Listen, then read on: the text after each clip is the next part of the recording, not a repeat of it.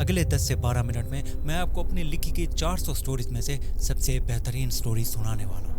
یہ سٹوری ایک ایسے ٹرکر کے ارد گرد گھومتی ہے جس نے پیسوں کی لالچ میں ایک ایسی ڈیلیوری کے لیے ہاں کر دی جس نے نہ صرف اسے آنے والے وقت میں اس ایریا کے سب سے بھیانک جگہ کی طرف رخ کرنے پر مجبور کر دیا، بلکہ ڈیلیوری کے اینڈ پر اسے ایسے شاک میں ڈالا کہ پولیس والوں کی پوچھ گچھ کے دوران اس کی زبان ایسے بند ہو گئی کہ مانو کسی نے نکال پھینکا۔ تو بنا کوئی وقت ضائع کیے میں بتاتا چلوں، یہ ہماری ٹرکنگ سیریز کی 12ویں ایپیسوڈ ہے۔ تو اگر آپ نے اس پلے لسٹ کو ابھی تک چیک آؤٹ نہیں کیا تو ایک نظر اس پر ضرور ڈالتے جائیے گا، لنک میں نے ڈسکرپشن میں ڈال دی ہے۔ تو چلیے آج کی کہانی شروع کرتے ہیں۔ چلتے ٹرک کی آواز ناصر کو ہمیشہ سے ہی پسند تھی۔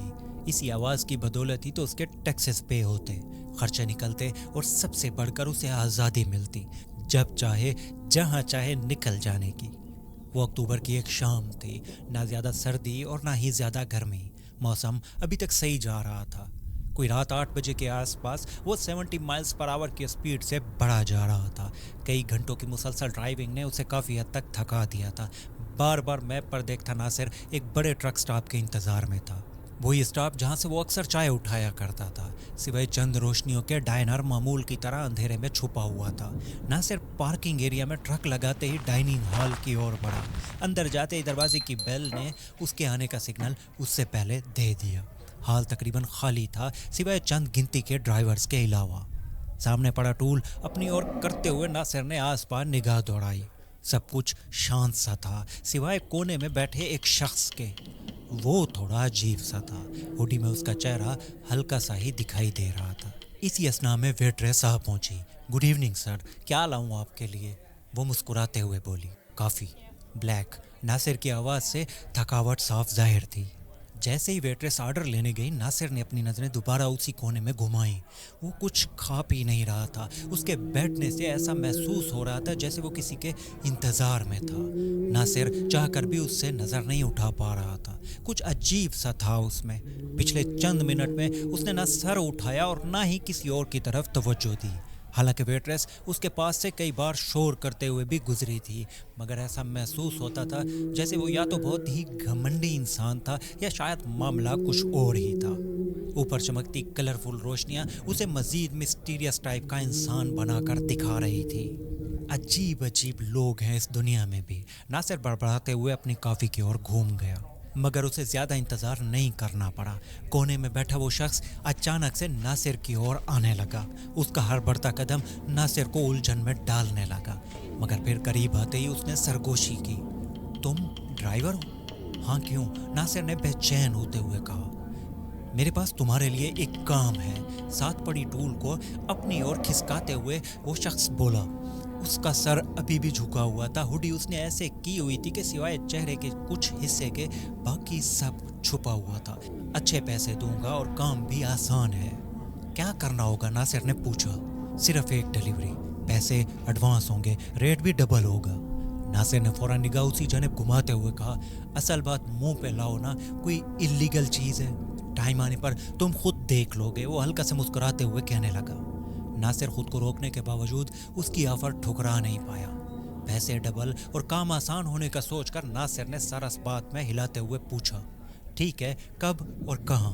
اس آدمی نے ہاتھ میں پکڑا اپنا کارڈ ناصر کی اور بڑھایا۔ ٹائم اور لوکیشن اس کارڈ پر موجود ہے۔ یہی کہتے ہوئے وہ ڈائنر ایریا سے باہر نکل گیا۔ اس کے باہر نکلتے وقت ناصر کی نظر اس کے ہاتھوں پر پڑی تھی، زرد، ایسے جیسے ان میں خون نام کی کوئی چیز موجود ہی نہیں تھی۔ سب کچھ عجیب سا تھا۔ اپنے پورے کیریئر میں ناصر نے کبھی ایسا محسوس نہیں کیا تھا۔ ایک بے چینی سی مسلسل محسوس ہو رہی تھی، مگر اب کہ ناصر نے ہاں کر دی تھی، اس نے ایک ٹھنڈا سانس لیا اور اسے دور جاتا ہوا دیکھنے لگا۔ دی گئی زبان کے مطابق اس شخص نے اگلی شام اسے پیمنٹ ٹرانسفر کر دی، مگر ایسے اکاؤنٹ سے جسے ٹریس کرنا ناصر کی بس کی بات تو ہرگز نہیں تھی۔ پیسے اتنے زیادہ تھے کہ ناصر کچھ بھی کرنے کو تیار ہو گیا تھا۔ اس کے لیے ایسی اللیگل ڈیلیوریز نئی نہیں تھی، مگر اس ڈیلیوری اور دینے والے کے مشکوک انداز اسے بار بار سوچ میں ڈال رہا تھا۔ وہ ایک ایسی ڈیلیوری لگ رہی تھی جسے انسان تنہائیوں میں برسوں یاد رکھتا ہے۔ ٹھیک 2 دن بعد رات 8 بجے ناصر نے ٹرک سٹارٹ کیا۔ और उसी ओर बढ़ने लगा। वो लोकेशन ना तो कोई वेयर हाउस की थी और ना ही किसी आम से डाक की, बल्कि नासिर को एक छोटे से टाउन के पास जाना था। वो जैसे जैसे वहाँ जा रहा था उसका दिल तेजी से बढ़ता हुआ खौफ महसूस कर रहा था, जैसे कुछ होने वाला था। बताई गई लोकेशन पर कोई ट्रेलर तो मौजूद नहीं था, हाँ अलबत्ता वही शख्स उसी डार्क ब्लू कलर की हुडी पहने सामने मौजूद था। हाथ कमर पर बांधे वो शायद नासिर के ही इंतजार में खड़ा था कि इसी दौरान नासिर की नज़र उसके साए पर गई। आसमान पर चमकती चांद की रोशनी के बावजूद उसका कोई साया दिखाई नहीं दे रहा था। ये एक ऐसी चीज़ थी जिसने नासिर को अंदर तक हिला दिया, मगर अब के उसके पास सिवाय भरोसा करने के कोई चॉइस बाकी नहीं बची थी। गुड इवनिंग, वादे के मुताबिक सही टाइम पर पहुंचे हो। नासिर के ट्रक रोकते ही उसने कहा, चलो डिलीवरी लेने चलते हैं। नासिर थोड़ा सा हिचकिचाया मगर कहा कुछ नहीं। वो शख्स विंडो ओपन करते हुए पैसेंजर सीट पर आ बैठा। सीट पर बैठते ही उसने एक फोल्ड पेपर डैशबोर्ड पर संभाल कर रख दिया। जैसे जैसे वो आगे बढ़ते गए वो आदमी गांव से दूर वीराने की ओर डायरेक्शन देता गया। सफ़र नासिर की सोच के खिलाफ मामूल कतरे नॉर्मल ही जा रहा था। वो शख्स नासिर के हर सवाल का नपा तुला जितना ज़रूरी होता जवाब देता जा रहा था। वैसे उस ट्रेलर में क्या है?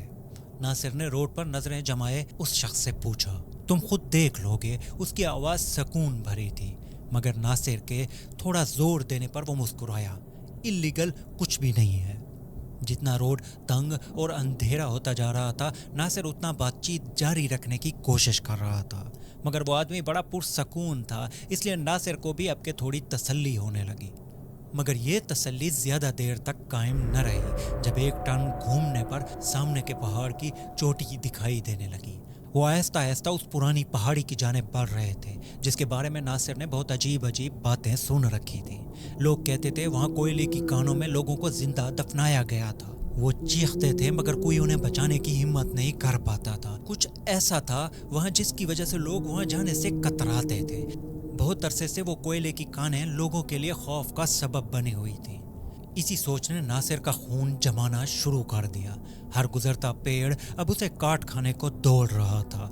वहाँ की तारीकी, वीराने और जानवरों तक का मौजूद ना होना नासिर को खटकने लगा था। इसलिए वो बार बार उसी शख्स को देखता जा रहा था कि वो शायद उसे रुकने के लिए कहेगा, मगर ऐसा महसूस होता था कि वो नासिर को पहाड़ी में लेकर ही जाने वाला था।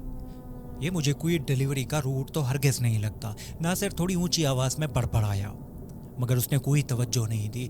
वो बस सामने की ओर सीधा नजरें गाड़े एक बुत की तरह से बैठा रहा। हर गुजरते लम्हे के साथ नासिर ट्रक में बढ़ती उलझन महसूस कर रहा था।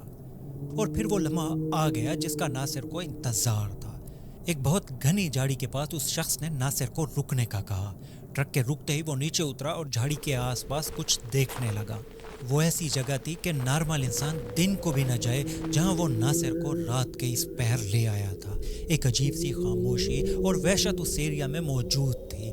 हर तरफ बढ़ी हुई जंगली घास माहौल को मजीद सुनसान करके दिखा रही थी।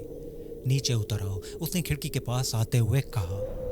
नासिर जैसे ही उतरकर दूसरी तरफ गया, वहाँ एक ताबूत पड़ा था। शायद किसी ने छुपा कर रखा था। इस वीराने में ऐसी हालत में ताबूत ऐसे आदमी के साथ जो पहले ही मशकूक था, नासिर के तो दिमाग के तोते ही उड़ने लग गए। ये क्या है? नासिर हैरानी से कांपती हुई आवाज में बोला। पीछे खड़ा शख्स थोड़ी देर खामोश रहा और फिर आहिस्ता से बोला, तुम्हारा कार्गो, इसे पेपर पर लिखी गई लोकेशन पर पहुंचा दो। उसकी आवाज़ इंतहाई खुश्क और धीमी सी थी। तुम मजाक कर रहे हो? नासिर ने कहा, मगर अब तक वो शख्स ट्रक की ओर मुड़ चुका था। नासिर के पास अब कोई चॉइस नहीं थी सिवाय इसके कि जल्दी से वो ताबूत लोड करता और यहाँ से रफू चक्कर हो जाता। ताबूत के लोड करते ही नासिर अपने ट्रक पर चढ़ा, मगर अब के पैसेंजर सीट खाली थी। वो कागज़ उसने नासिर की सीट पर छोड़ दिया था। नासिर ने कांपते हाथों से जैसे ही उस पेपर को खोला, पेपर पर लिखी गई लोकेशन करीबी पुलिस स्टेशन थी। खौफ अपना रंग दिखाने लगा। नासिर अब के सीने पर हाथ रख के सोचों में गुम हो गया था। न तो वो बंदा ठीक था और न ही उसकी डिलीवरी। ऊपर से बताई गई लोकेशन भी पुलिस स्टेशन थी। अमूमन ऐसी डिलीवरीज में पुलिस से जितना दूर रहा जा सकता है रहा जाता है, मगर इधर तो सीधा बताया ही उन्हीं का था। नासिर को तो बाकी कुछ न सूझी, बस इतना उसे होश आ गया कि वो इस वक्त उस एरिया की सबसे खौफनाक जगह पर मौजूद था। इससे पहले कि बाकी कुछ अजीब होता, नासिर ने ट्रक स्टार्ट करते ही आगे बढ़ा दिया। अब कि वो किसी रोड का ख्याल न करते हुए तेजी से वापसी की ओर बढ़ा जा रहा था। हर मोड़ पर उसे ऐसे महसूस हो रहा था जैसे कुछ साये उसका पीछा कर रहे थे, जैसे कुछ मौजूद था उसे डराने के लिए। मगर अब के वो इसे अपना वहम समझकर बस जितना जल्दी हो सकता था जा रहा था। थोड़ी ही देर में वो उसी पुलिस स्टेशन पर जा पहुंचा। नासिर ट्रक से उतरते ही जर्द चेहरे के साथ फौरन अंदर जा पहुंचा। उसका जिस्म पसीने से शराबोर था। सामने आते ऑफिसर को नासिर ने एक एक बात बहुत तेजी से बता दी। थोड़ी ही देर में चंद ऑफिसर्स ट्रेलर को घेरे में लेकर खड़े थे। फ्रांसिक वालों के आते ही ट्रेलर को ओपन किया गया। ताबूत के अंदर एक डेड बॉडी मौजूद थी, ठंडी, मगर ऐसे महसूस होता था जैसे उसे कुछ दिन पहले ही मारा गया था। मगर इसके अलावा भी कुछ था, कुछ सीसीटीवी फुटेज वाली डिस्क वगैरह और चंद दूसरे छोटे छोटे सबूत भी, जिसमें कातिल की निशानदेही की गई थी। वो सब ऐसे सबूत थे कि कातिल का बचना किसी सूरत अब मुमकिन नहीं था। एक ऑफिसर नासिर की ओर बढ़ा और उसे लाश को देखकर पहचानने का कहा। नासिर पहले तो थोड़ा हिचकिचाया, मगर फिर निढाल होते जिस्म के साथ उसने ताबूत के अंदर देखा। वही लम्हा था कि जैसे नासिर सट्टे में चला गया था। ताबूत के अंदर वही इंसान दफन था जिसे नासिर ने डाइनिंग एरिया में देखा था। हाँ, वही जिसने उसके साथ सफर किया था, पहाड़ी की ओर डायरेक्शन दी थी और फिर न जाने कहां गुम हो गया था। नासिर एक लम्हे को पीछे हटा। उसका दिमाग घूम रहा था, उसे चक्कर आ रहे थे। सामने खड़ा ऑफिसर उससे कुछ बोल रहा था, मगर अब के नासिर को कुछ सुनाई नहीं दे रहा था। वो उन्हें कुछ नहीं समझा सकता था और न ही वो कुछ समझाना चाहता था। आखिरी चीज जो उसे याद रही आंखों में अंधेरा छाने से पहले, वो उस शख्स की आंखें थी जो अभी भी उसे ताड़ रही थी। वो अभी भी महसूस कर रहा था जैसे वो शख्स कहीं करीब मौजूद उसे देख रहा था।